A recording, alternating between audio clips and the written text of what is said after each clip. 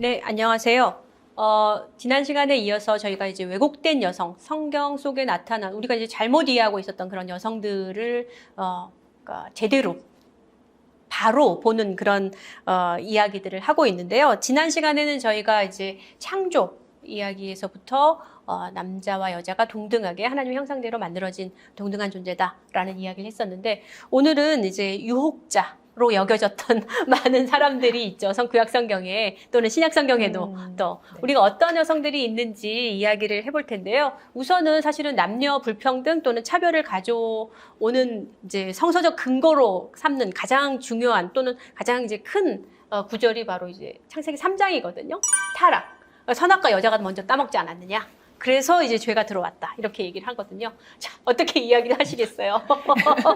밀튼이 신라권을 쓸 때 남자는 안 먹으려고 했지만 하와가 너무나도 꼬셔서 이 하와를 어쩔 수 없이 먹었다. 뭐 이런 식의 구절이 나오는 걸 보면 이게 이제 오랜 전통적으로 여성이 먼저 꼬임을 받아서 먹고 그다음에 아담을 유혹해서 먹게 해가지고 죄를 짓게 했다라는 것이 이제 그 전통적인 여성에 대한 프레임, 유혹자 프레임이에요. 그렇지만 성경 자체는 그냥 하와가 먼저 꼬임을 받은 건 맞아요. 근데 먹고 그다음에 남편에게 주니 그도 먹었다 이렇게 얘기를 해요. 우리가 꼬셨다라든지 이런 말들이 없어요. 하와는 아무 말도 안 하고 그냥 먹고 줬어요. 근데 받고 먹었어요. 그와 함께 한 남자에게 네, 주었다. 그냥 같이 주었더니 있었어요. 먹었다. 그리고 그 옆에 있었어요. 맞아, 그러니까 맞아. 자기는 계속 보고 하와가 먹으니까 안 죽네? 나도 먹어야지. 뭐 이런 식의 그림이 그려지는데 요거를 이제 왜 하와 탓을 돌리냐면 이 하와 탓을 돌린 사람이 누구냐면 아담이에요. 그러니까 하나님이 넌 왜 먹었느냐? 내가 먹지 말라는 걸 그랬더니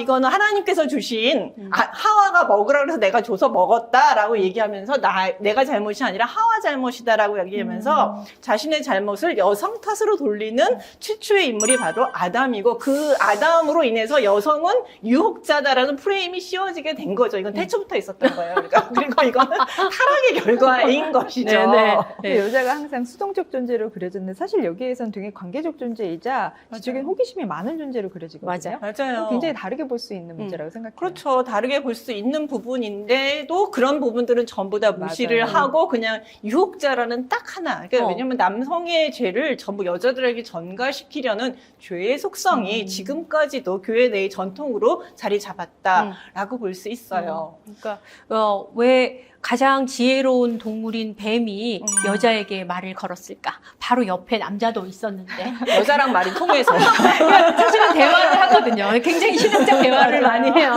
네. 그리고 혼자서 결정하는 거죠. 보고 보기 좋고 먹기도 좋고 지혜롭게 할 만큼 탐스러웠다. 그래서 정말 그 여자가 원한 것은 지혜였고 그래서 그 여자가 땄고 먹었고 그 남편에게도 주니까 먹었다. 예. 그리고 이제 이걸 통해서 여성을 남성의 종속으로 이제 벌을 하나님이 남편을 그래, 맞아요. 하라고 얘기했다는데 이 사모가 너무 좋아요. 막 이런 게 아니에요.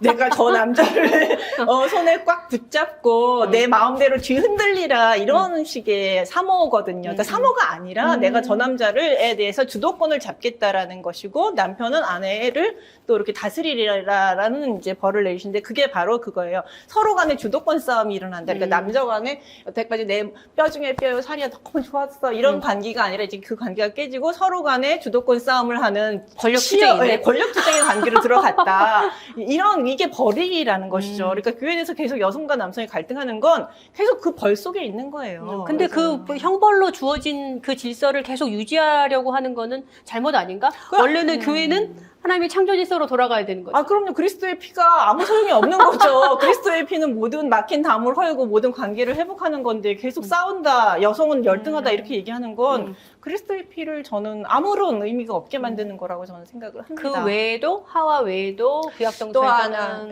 가장 대표적인 게 잠언의 음녀라고 번역되는 본문들이 많은데 사실 진짜로 음녀라고 나올 수 있는 건 두 개, 음녀가 8번이 나오는데 그 중에서 진짜 음녀는 2번밖에 없고요. 하나는 이제 바람핀 여자 이렇게 나오는 거고 나머지 5번은 이방 여자예요. 그러니까 낯선 여자, 이방 여자를 전부 음녀라고 번역을 했어요. 성적 타락하는 여자. 그래서 마치 여자는 다 유혹자이면서 그 남자를 성적으로 타락하게 하는 존재인 것처럼 번역을 한 거죠. 이것도 해석의 문제인 거예요. 그러니까 번역을 새로 해야 되겠네. 잠언은 꼭 번역 다시 해야 돼요. 그래서 그러니까 왜냐하면 음녀라고 표현한 거, 그러니까 이방 여자는 누구냐면 지혜의 대응상이거든요. 네네네. 지혜 여자, 어리석은 여자죠. 어리석은. 지혜 여자와 반대되는 어리석은 여자, 이방 여자, 낯선 여자, 하나님을 안 따르는 여자 이런 여자. 그러니까 그런 사람인 거예요. 여자가 아니라 지혜가 여성인 거니까 여기도 여성이라고 표현을 한 것 뿐이죠. 그러니까 지혜 따르지 말고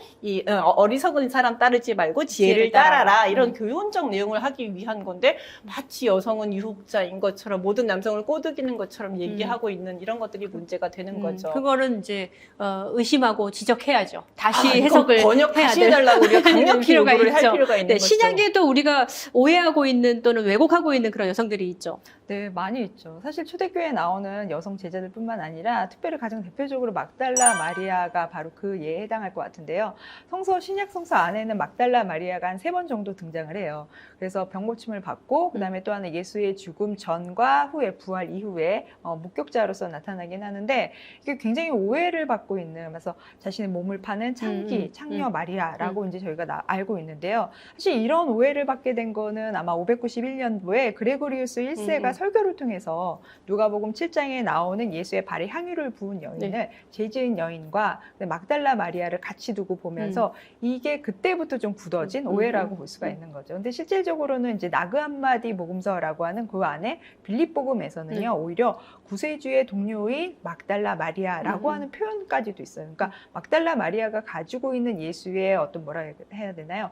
복음의 어떤 특별한 제자직을 잘 수행한 그런 여자로 드러나죠. 그렇죠. 네. 그렇죠. 근데도 그냥 우리는 막달라 마리아는 다 뭐 네, 맞아요. 창녀다, 아직까지도 죄 지은 잘 그러니까. 그러니까 정확하게는 막달라 마리아는 귀신 들렸다가 고침받은 여자잖아요. 그러니까 복음서에 이제 복음서에서 여러 가지 나타났을 이거 버전이 때는. 있으니까 맞아요. 네, 그런 성서에서 우리가 잘 오해하고 있었던 또는 잘 모르고 있었던 그런 여성들을 새롭게 다시 이렇게 끄집어내서 다시 해석해야 되는 이제 그런 과정이 바로 이제 우리가 여성의 눈으로 성서를 읽는 그런 과정 속에 포함되어 있다. 이렇게 볼 수 있을 것 같습니다. 네, 오늘은 여기까지 하겠습니다. 고맙습니다. 교회 언니 페미토크 구독과 좋아요